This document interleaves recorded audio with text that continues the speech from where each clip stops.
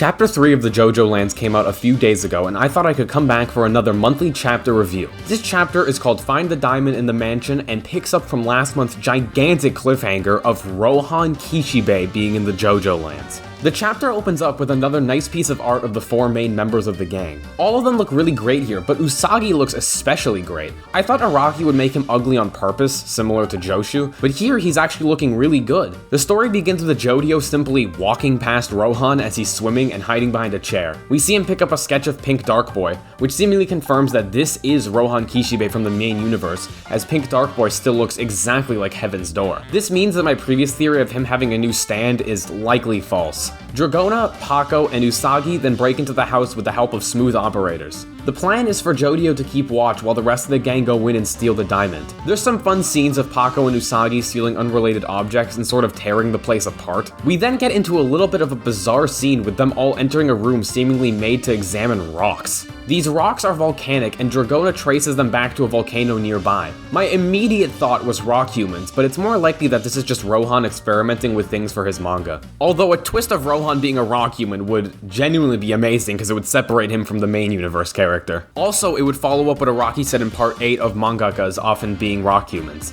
We then get, weirdly enough, another Breaking Bad reference. Usagi informs Dragona on the difference between a beaker and a flask. This is almost word for word from Breaking Bad, and with the reference in the previous chapter, I wouldn't be surprised if Saul Goodman is our next stand user. We also see a little bit of Bakken, Rohan's dog from the main universe, and thus spoke Kishibe Rohan. This is even more evidence that this is the same Rohan. We also see a cat roaming around the premises that Rohan seemingly doesn't own. As Rohan gets out of the pool, Jodio tells the gang to run away, but after they find the safe, they realize they can't just leave now. Through some quick thinking, Jodio uses November rain to lead Rohan outside again to prevent his stuff from getting wet. Dragona uses smooth operators to open the safe, and we finally see the diamond. The cat innocuously walks past, but as the gang is leaving, the cat's meaning begins to be a bit more clear. A floating translucent fishing line type object begins to wrap itself around Paco and Dragona. As it tightens, they begin to start seriously bleeding. Usagi claims that the cat is a stand user, and that is who is attacking them. The chapter ends with Rohan finishing up outside and Jodio realizing that he's a stand user. This was all in all more of a transition chapter. I believe we're finally going to get into our first fight of the series. I look forward to seeing how the gang will fight against this cat while keeping Rohan from seeing them. I hope this may be the time to also finally see some stand-on-stand fighting. One question I have is the cat's origins, as Rohan seemingly has never seen it before. I wonder why a cat would have walked into Rohan's house, specifically not attack Jodio or Rohan, just to attack the rest of the gang. Perhaps the cat itself is a stand and the user is somewhere outside trying to steal the diamond. Another theory I have is that this is alternate universe Stray Cat. Stray Cat, if you don't remember, was the stand of the cat from part 4 that Kira kills. And Rohan even refers to the cat as a stray cat. It might just be a reference, but I wouldn't be surprised if that's what the name of this stand is, similar to Love Deluxe and Love Love Deluxe. Overall, this chapter had a really nice continuation of the previous story, but certainly had less to talk about than the other ones. I do believe that this may be the beginning to our first proper stand battle, like I said before,